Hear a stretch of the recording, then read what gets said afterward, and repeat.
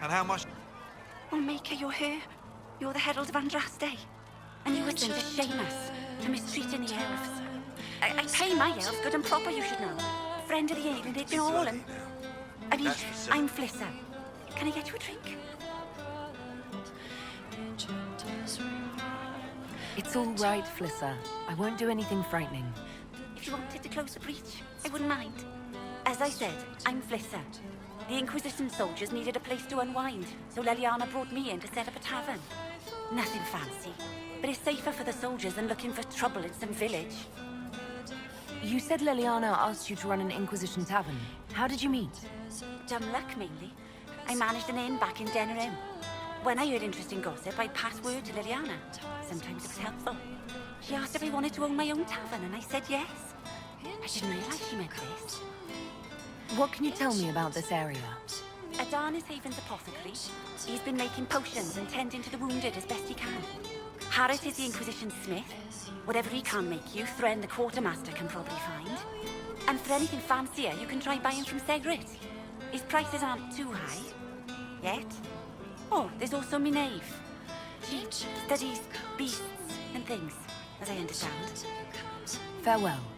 Goodbye.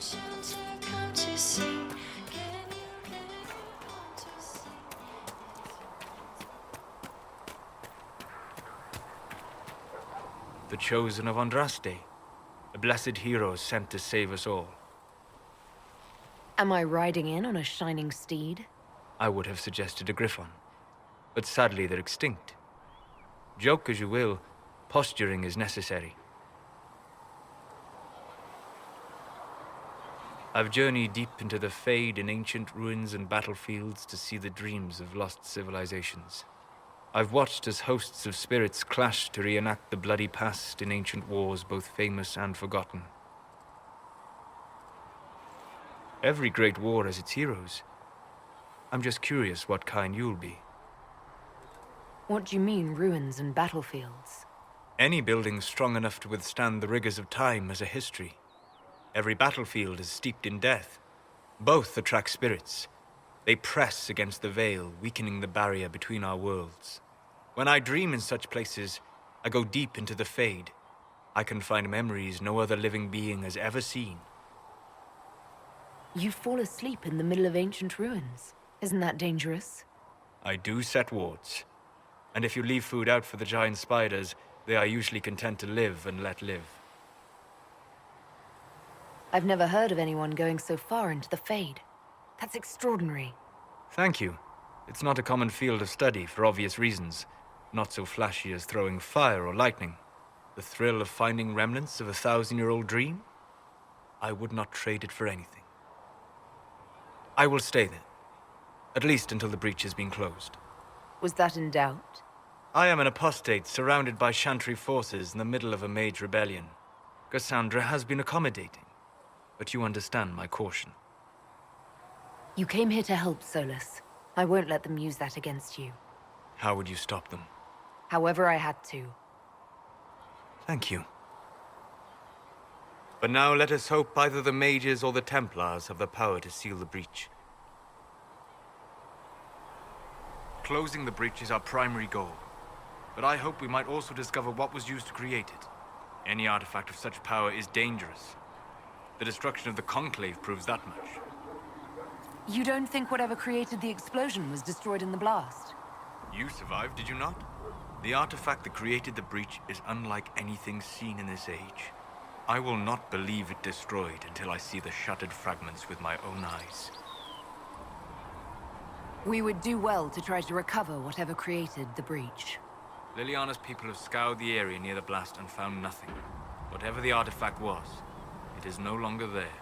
In any case, did you need me for anything? I'd like to know more about you, Solus. Why? You're an elven mage. Not from the Circle, not Dalish. You're an unknown element. I wouldn't trust my life to a blade before I'd tested its balance. Nor would I. All right. What can I tell you? What made you start studying the Fade? I grew up in a village to the north. There was little to interest a young man. especially one gifted with magic. But as I slept, spirits of the Fade showed me glimpses of wonders I had never imagined. I treasured my dreams. Being awake, out of the Fade, became troublesome. Did spirits try to tempt you? No more than a brightly colored fruit is deliberately tempting you to eat it. I learned how to defend myself from more aggressive spirits and how to interact safely with the rest. I learned how to control my dreams with full consciousness. There was so much I wanted to explore. I gather you didn't spend your entire life dreaming. No. Eventually, I was unable to find new areas in the Fade. Why? 2 reasons. First, the Fade reflects the world around it. Unless I traveled, I would never find anything new. Second, the Fade reflects and is limited by our imaginations. To find interesting areas, one must be interesting. Is this why you joined the Inquisition? I joined the Inquisition because we were all in terrible danger. If our enemies destroyed the world, I would have nowhere to lay my head while dreaming of the Fade. I wish you luck. Thank you. In truth, I've enjoyed experiencing more of life to find more of the Fade. How so? You train to flick a dagger or an arrow to its target. The grace with which you move is a pleasing side benefit. You have chosen a path whose steps you do not dislike because it leads to a destination you enjoy. As have I.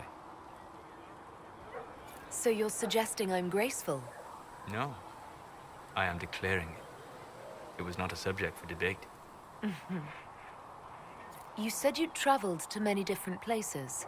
This world, or its memory, is reflected in the Fade. Dream in ancient ruins, and you may see a city lost to history.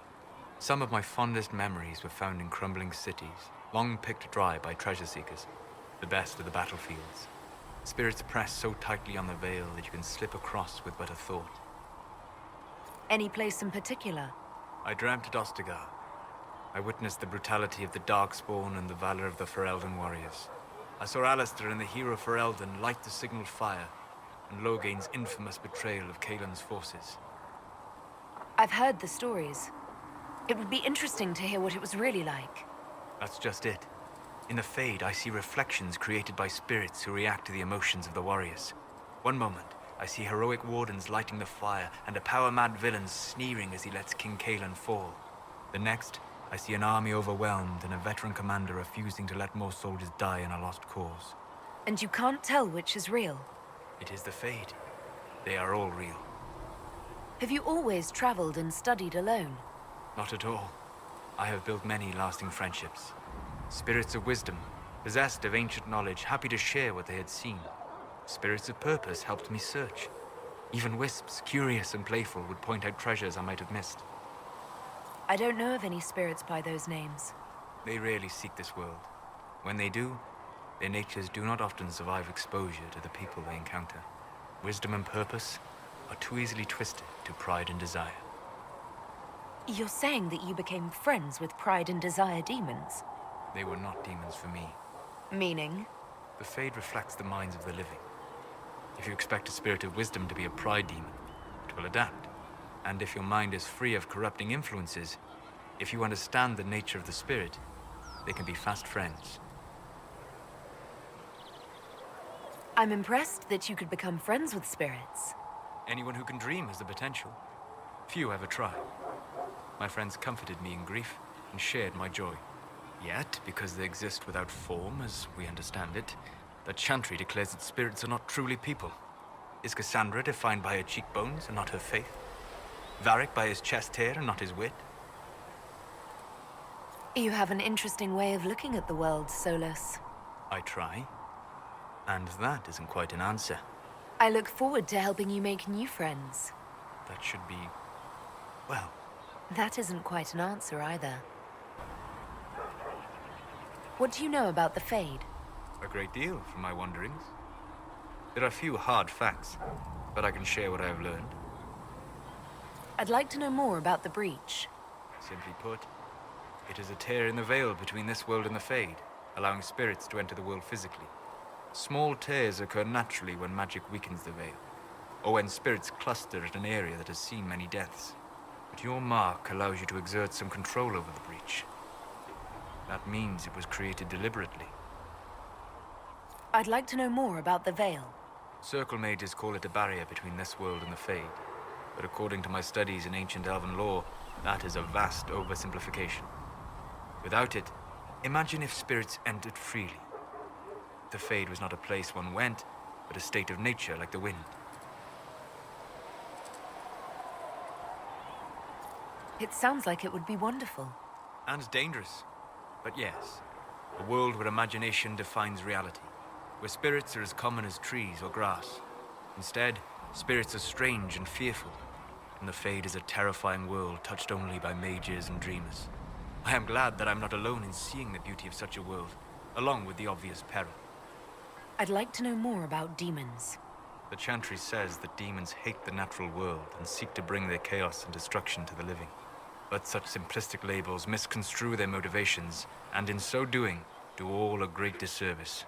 Spirits wish to join the living, and a demon is that wish gone wrong. Is there a way to coexist? To live with them? If not in peace, at least without such active confrontation. Not in the world we know today. The Veil creates a barrier that makes true understanding most unlikely. But the question is a good one, and it matters that you thought to ask. I'd be interested in hearing your opinions on elven culture. I thought you would be more interested in sharing your opinions of elven culture. You are Dalish, are you not? Yes, I am. The Dalish are the best hope for preserving the culture of our people. Our people. You use that phrase so casually. It should mean more. But the Dalish have forgotten that, among other things. Oh, but you know the truth, right? While they pass on stories, mangling details, I walk the Fade. I have seen things they have not.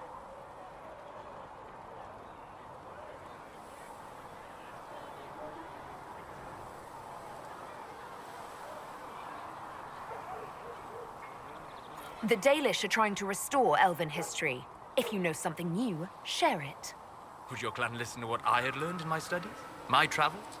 Or would they mock the Flatir and his stories and go back to their ruins? At least you were asking. But here's something. I will answer as I can. Are all Dalish elves like my clan? No. Your clan was unique in having enough interest in human affairs to send you to spy upon the Divine's meeting. As your clans have been separate for so long, they have all changed, adapting to the lands in which they live. Some are no more than bandits. Others trade freely with humans. And some have disappeared entirely into the forests. What can you tell me about elves living in human cities? The culture in alienages or among the slaves of Tevinter is like any of the impoverished and powerless. They cling to memories of a better past, and practice a few rituals to distinguish themselves from humans. Is elven magic different from the magic used by humans? No and yes. Magic is magic, just as water is water, but it can be used in different ways. Dalish magic is more practical, not needing Chantry approval, although they still frown on blood magic. Superstition. Much of it is more subtle. A legacy from when elves were immortal. The legends of elven immortality. Did they use magic to increase their lifespan? No. It was simply part of being elven. The subtle beauty of their magic was the effect, not the cause of their nature. Some spells took years to cast. Echoes would linger for centuries, harmonizing with new magic in an unending symphony. It must have been beautiful. You said that the censure against blood magic was a superstition. I did. It's fortunate Cassandra is not within earshot. Most modern cultures forbid blood magic. Publicly, even Tevinter disapproves of it. But as I said, magic is magic. It matters only in how it is used. To be honest, I don't see it as different from any other magic. It's a means to an end. Indeed. The problem is that under the Chantry, blood magic is forbidden, so only criminals practice it. While in Tevinter, magisters compete with each other instead of keeping their volatile friends in check. They always succeed through power, so they have never had the chance to learn another way. We'll talk later. Goodbye.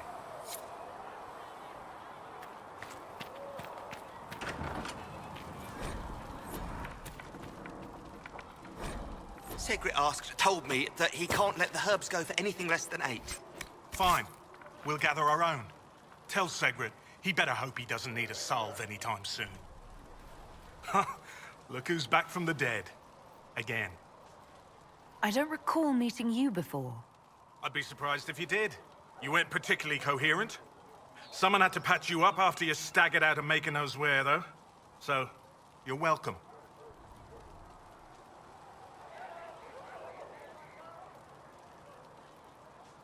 It has been a rough few days. That's an understatement.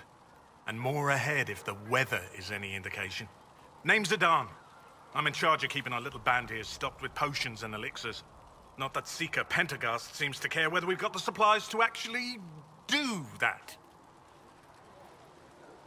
For a healer, you don't seem particularly nurturing. I'm not a healer. I'm an alchemist who's forced to play Mother Hen. You want something to burst into flame on contact with the air? Done. Gladly.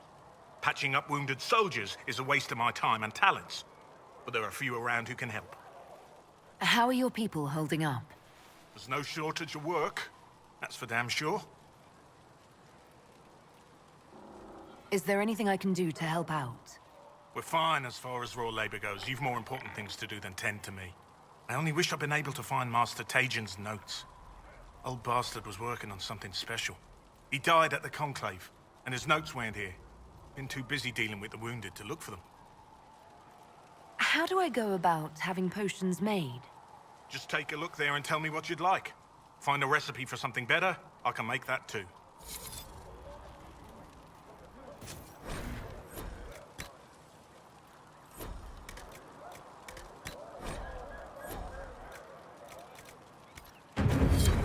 Let me know if you need anything.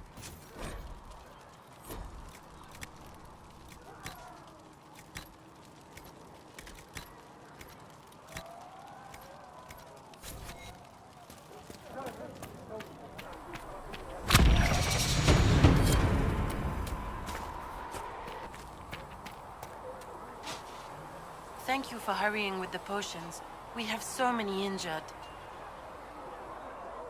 Ah, you're awake and out of Lady Cassandra's clutches. And I slipped that, young elven lass good coin to tell me when you came back to us. No matter, no matter. Segret, honored to meet you. Thank you for all you've done, and hopefully will still do.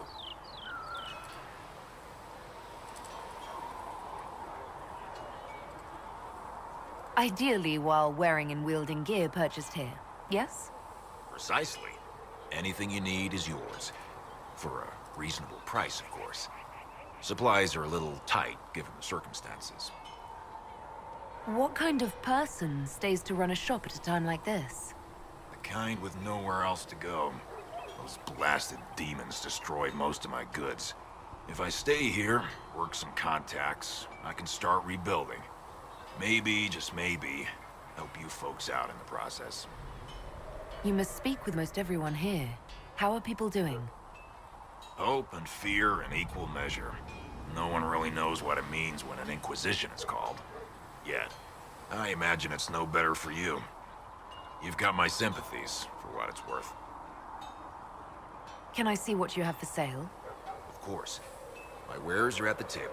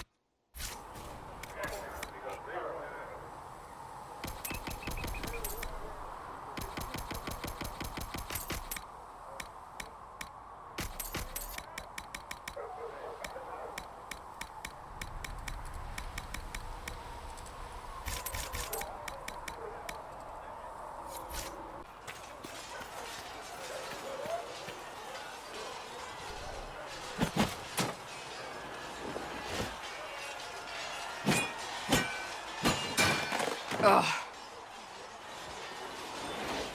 You're kind of a force of nature, aren't you?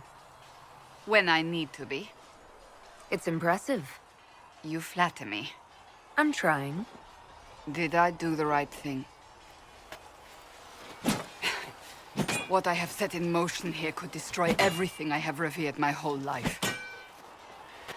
One day they may write about me as a traitor, a madwoman, a fool, and they may be right. What does your faith tell you? I believe you are innocent. I believe more is going on here than we can see. And I believe no one else cares to do anything about it. They will stand in the fire and complain that it is hot. But is this the Maker's will? I can only guess. You don't think I'm the Herald of Andraste? I think you were sent to help us. I hope you were. But the Maker's help takes many forms. Sometimes it's difficult to discern who it truly benefits, or how. What's going to happen now? Now, we deal with the Chantry's panic over you before they do even more harm. Then we close the breach. We are the only ones who can. After that, we find out who is responsible for this chaos, and we end them. And if there are consequences to be paid for what I have done, I pay them. I only pray the price is not too high.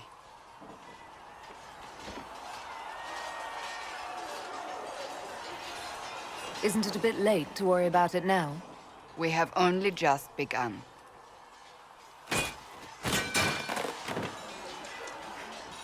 My trainers always said, Cassandra, you are too brash.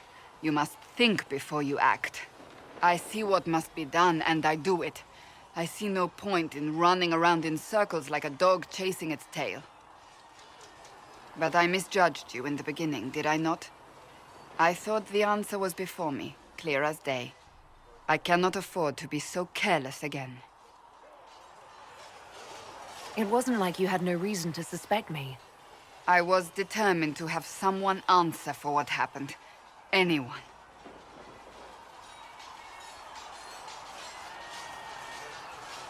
You've said you don't believe you're chosen. Does that mean you also don't believe in the Maker?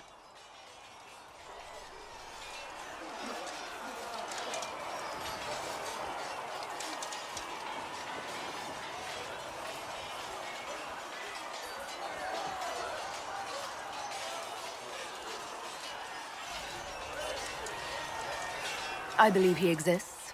You do? I'm surprised, but I suppose it's comforting. Surely the Maker put us both on this path for a reason. Now it simply remains to see where it leads us.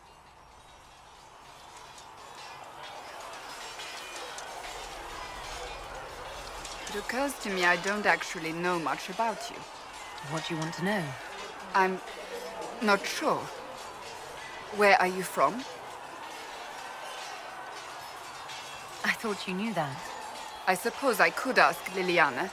She has collected a frightening amount of information on you. But I don't want to ask her. I want to hear it from you.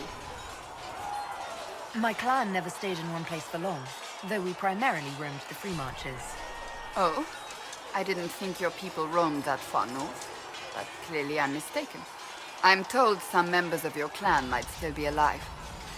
Do you intend to go back?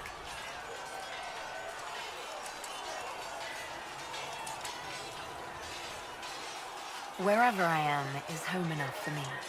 That's how I feel now, after years of tending to business for the Divine. I'd like to get to know you better. You would? Is that a problem? Not entirely. I'm just curious as to your motivation.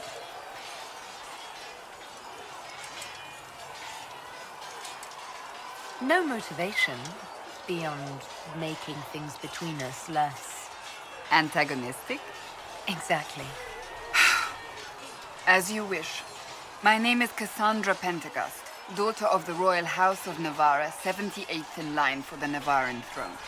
I joined the Seekers of Truth as a young woman, and was with the Order until they withdrew from the Chantry. I remained as the Divine's right hand, carrying out her order to form the Inquisition. And here we are. That's all there is to know, my lady. You're a member of Navarra's royal family. The Pentaghasts are a very large clan. Half of Cumberland could say the same.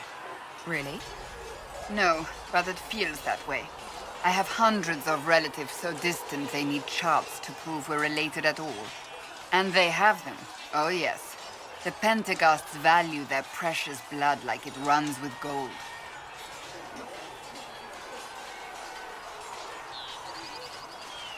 And you joined the Seekers to get away from that? It was a life worth getting away from.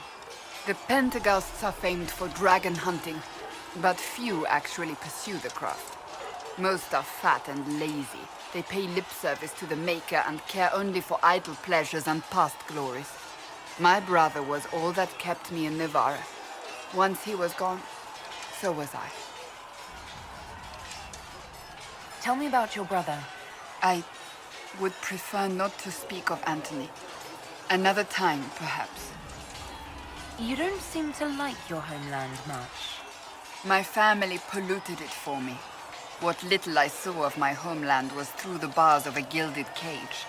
My uncle treated me like a porcelain doll to be placed on a shelf and dusted only when necessary. Thus I did not see Navarra, the real Navarra, until much later. By then I realized I knew it not at all. Your uncle? What about your parents? They had the misfortune of taking the wrong side in the second attempt to overthrow King Marcus. The king executed them, but spared my brother and I since we were family, and children at the time. Thus we were raised by my uncle, a mortalitasi who preferred the company of his corpses to the living. Your uncle was a mortalitasi? A death mage. He still is. My countrymen do not burn the dead, they bury them in special crypts. The mortalitasi supervise the crypts, like priests. Uncle Vestalis oversees the grand necropolis. Navarrans spend more time honoring dead relatives than they do with living ones. It is odd to be so fascinated with death and its trappings. I will never understand it. So you were the right hand to the Divine? To Divine Justinia, yes. And Divine Beatrix before her, in fact. The position is normally reserved for Templars of the Knights Divine, but my circumstances were unusual. Unusual how? You don't know the story? Thank the Maker. I will tell you if you wish, but it isn't as exciting as some drum it up to be. The short version is that I once saved the previous Divine's life. My reward was becoming her right hand. But what does a right hand do, exactly? What is your hand capable of? It gives, it takes, it beckons. It makes a fist. Liliana and I extended the Divine's reach beyond the Grand Cathedral. We went where she could not. After Beatrix, I was tired of the position and wanted to return to the Seekers. But Justinia convinced me to stay. Her vision for the future gave me hope. You thought she could really change things? Justinian knew the war was coming long before it began. She tried to avert it, but the forces arrayed against her were too strong. Sometimes you have to break a bone so it can be reset. That's where the Inquisition comes in. It was to be the answer. A means to preserve as well as an agent for change. I only wish she had lived to see it. So, what's the story about you becoming the right hand? Sweet Andraste, do you really want to hear that? It was, what, 18, 20 years ago? Some still discuss it like it happened yesterday. The tale gets bigger each time it's told. I barely recognize myself within it now.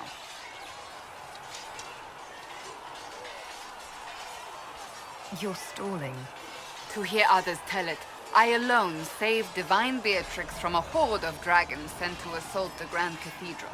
Rather impressive for such a young seeker, wouldn't you say? And the truth is? I stumbled upon a conspiracy to kill Beatrix.